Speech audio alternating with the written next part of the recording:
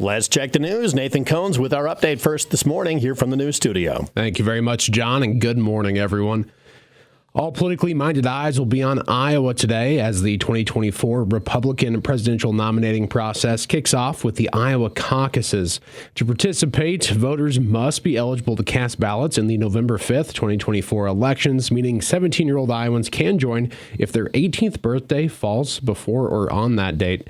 Voters must be members of the Republican Party, and individuals can register or change parties at the caucus sites, but voter identification, such as valid driver's licenses or state-issued IDs, passports, military IDs, etc., are required. The caucuses begin at 7 o'clock, and organizers ask voters to arrive 15 to 30 minutes early to complete the registration. Again, that's 7 o'clock this evening. The following here is a list of caucus locations by county, and we'll just go alphabetically here. For Audubon County, there are 2 caucus sites. The first is at the Audubon High School, and that is for Precinct 1 voters. And then the other caucus site for Audubon is the Exira Elkhorn Kimballton Middle School.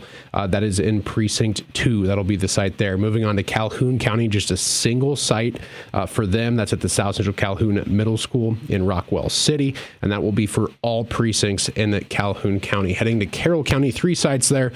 Carroll High School has Arcadia, Carroll Ward 1, Carroll Ward 2 in the northern half of Maple River Township, Carroll Ward 3 in the southern half of Maple River Township, as well as Carroll Ward 4 and Wheatland East. So that is for the Carroll High School tonight. The IKM Manning High School will be for Eden, Ewalt, and Washington Roselle voters. And then the Lincoln Club in Glidden is the third and final site. That is Glidden Richland, Pleasant Valley Newton, Sheridan, Grant Jasper, and Union Townships. As for Crawford County, a single caucus site tonight. That's at the Denison Schleswig High School Fine Arts Center, and that is for all precincts in Crawford County. Greene County has 6 sites. The Greene County Fairgrounds Clover Hall will be the central precinct. East Precinct voters will head to the Grand Junction Community Center. Jefferson Ward 1 will be at the Greene County Elementary School. Jefferson Ward 2 will be at the Greene County Courthouse.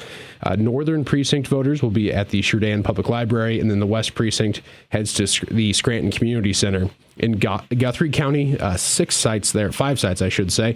The Baird Library will host the Baird Precinct. The Adair Casey School will host the Casey Precinct over in Adair. Looking at the Panorama Elementary School, that'll be site for the Guthrie Center Precinct and the Panora Precinct.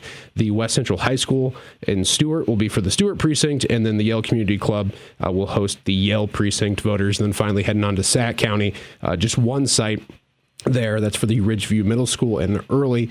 It'll be Auburn, Early, Lakeview, Lytton, Nemaha, Odebo, Sac City, Shaler, and Wall Lake. So everyone in Sac County heading there. So again, the caucuses begin at 7 o'clock tonight. Do arrive a little bit early if you plan to participate, just to get kind of settled in. And not just going to be the presidential nominating process on there. There'll also be party business taken care of. But the main focus tonight, of course, going to be on those presidential nominations. Looking elsewhere here in your news, the Iowa Governor Kim Reynolds has ordered flags to half-staff following the death of Perry High School principal Dan Marburger, a victim of the Perry school shooting from earlier this month. Marburger is the second death following the attack that rocked the state on January 4th.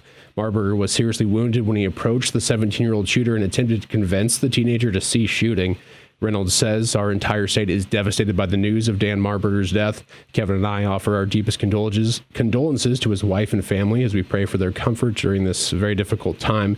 Dan courageously put himself in harm's way to protect his students and ultimately gave his own life to save them. He will forever be remembered for his selfless and heroic actions. May you rest in peace." Reynolds has ordered all flags in Iowa to be lowered to half-staff. That started yesterday, and flags are to remain at half-staff until the sun set on the day of Marburger's funeral and internment. Flags will be flown at half-staff on the state capitol building, as well as flag displays in the Capitol complex. Flags will also be lowered on all public buildings, grounds, and facilities throughout the state. Individuals, businesses, schools, municipalities, counties, and other government subdivisions are encouraged to fly the flag at half-staff for the same length of time as a sign of respect. And the Carroll County Board of Supervisors are scheduled to meet this morning with only a handful of items on their agenda. The board convenes at 9 o'clock at the Conservation Education Center at Swan Lake State Park. The first item of business will be a presentation from the county's public libraries for their fiscal year 2025 funding requests.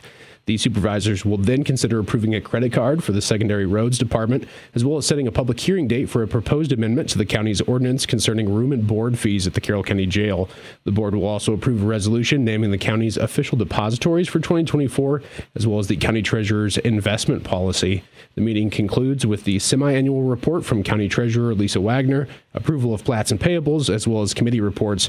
Today's meeting is open to the public, and you can find the full agenda included with this story on our website. And that is going to be wrapping up your KCIM 6 o'clock news. I'm Nathan Cohns reporting. Yeah, I saw the news yesterday morning about Dan Marburger, the principal at Perry, over 1995. I'm sure he had to be very close to retirement and things, but just sad news. That whole sad saga just kind of just continues for Perry. Yeah, this is true for me, and I think for a lot of other Iowans who are a bit frustrated to basically have what happened kind of drop out of the national attention. That was kind of the concern. I know we had kind of talked about it the morning of.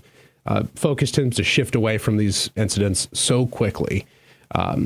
So it's obviously being recognized here, but I don't know on the national scale if it's going to gain much steam. It's just like every other school shooting. It's in the headlines for a couple of days, then it disappears, and then nothing ever happens after that. So unfortunately, let's hope that doesn't happen. The legislature's still in session, so hopefully they continue to talk about that issue. So thanks so much, Nathan, for the news update. We appreciate that. And again, it is caucus day today. We're going to get your weather forecast for that coming up in 2 minutes.